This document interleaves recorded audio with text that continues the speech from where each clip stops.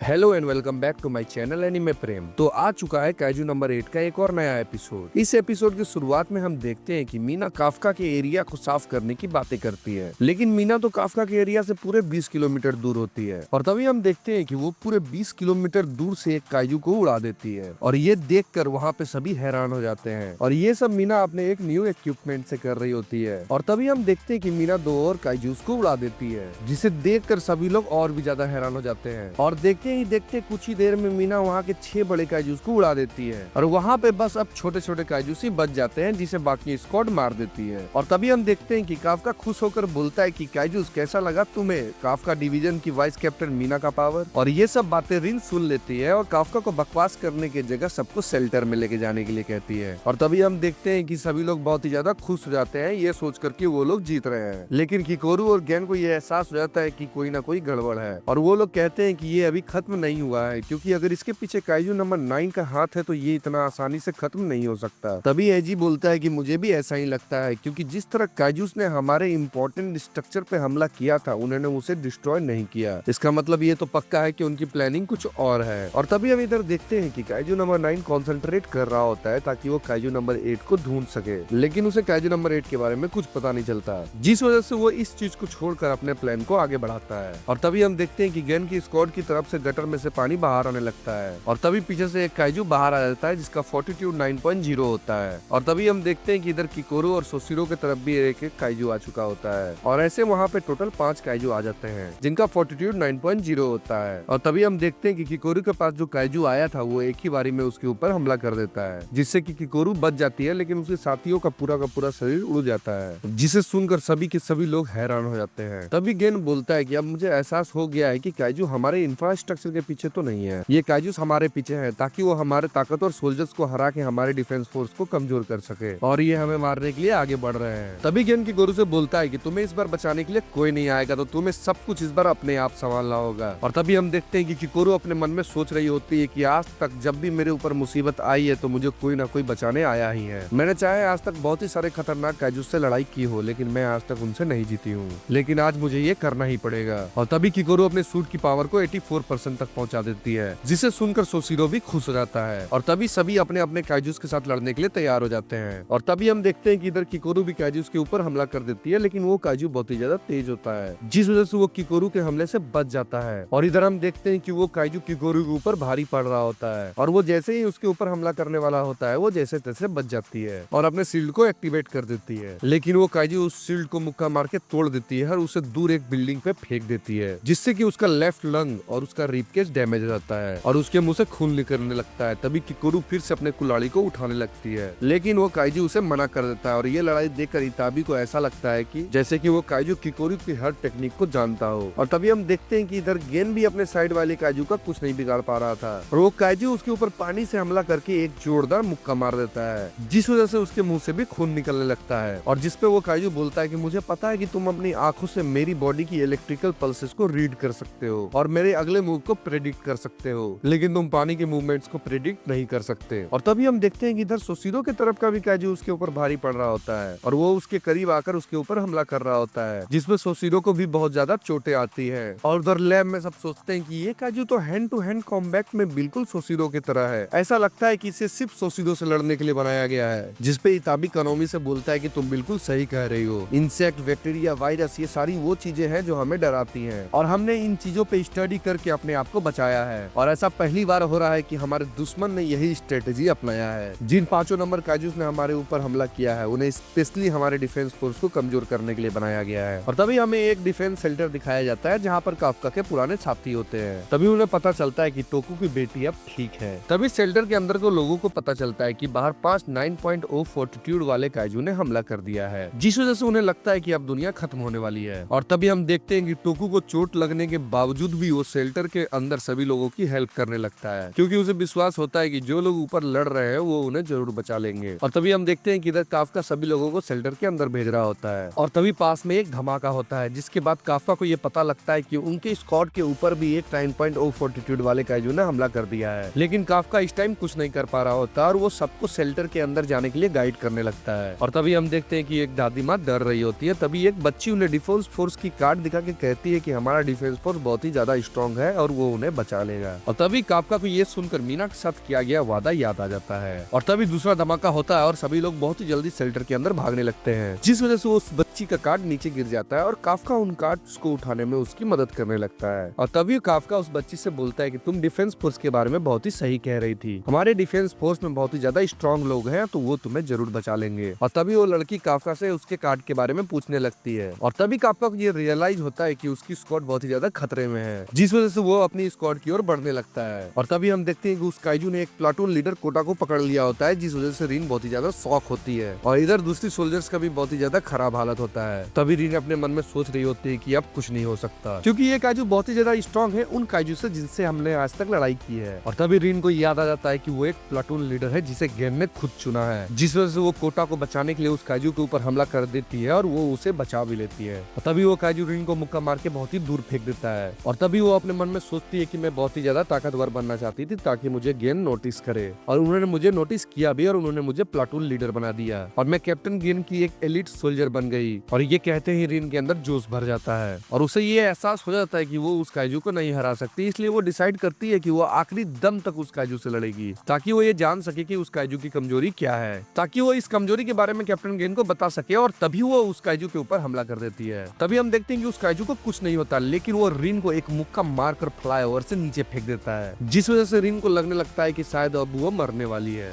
लेकिन वो मरना नहीं चाह रही होती। तभी वो काइजू फिर से उसके ऊपर हमला कर देता है और तभी हम देखते हैं कि इस बार काफका आता है और उसे बचा लेता है। और तभी रीन उससे पूछती है कि तुम यहाँ पे क्या कर रहे हो, जिसपे काफका बोलता है कि मुझे पता है आपने मुझे यहाँ से दूर रहने के लिए कहा था, तो इस गलती के लिए आप मुझे जो सजा दोगी मैं लेने के लिए तैयार हूँ, लेकिन इस टाइम में पीछे नहीं हट सकता। जिसपे रीन बोलती है कि काफका पीछे रहो, तुम अभी नहीं मर सकते, इस कंट्री को तुम्हारी जरूरत है। जिसपे काफका बोलता है कि मेरी चिंता करने के लिए थैंक यू, लेकिन आप टेंशन मत लीजिए, मैं नहीं हारूंगा। और तभी हम देखते हैं कि काफका काइजू नंबर 8 में ट्रांसफॉर्म हो जाता है, जिसका एहसास काइजू नंबर 9 को भी हो जाता है। तो गाइज इसी के साथ काइजू नंबर 8 का सीजन 2 यहीं पे खत्म होता है। तो आप जरूर कमेंट करें कि अगला वीडियो हम कौन से एनीमे का बनाएं, और हाँ, हमारे वीडियो को लाइक करना, शेयर करना और हमारे चैनल को सब्सक्राइब करना ना भूलें।